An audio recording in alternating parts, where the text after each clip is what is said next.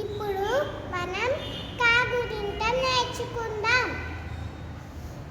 కాకి తలకట్టిస్తే కా, కాకి దేకరిస్తే కా, కాకి గుడిస్తే కి, కాకి గుడిస్తే కి, కాకి కొమ్ము కొమ్మిస్తే కు, కాకి కొమ్ము దేకరిస్తే కు, కాకి వట్రసుడి వట్రసుడిస్తే కు, కాకి వట్రసుడి కు, కాకి ఏటమిస్తే కే, కాకి ఏతమిస్తే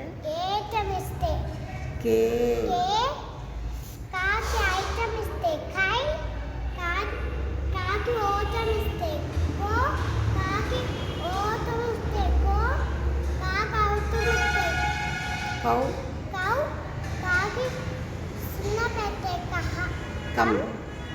కాకి 2 సున్నాలు పెడితే కహ.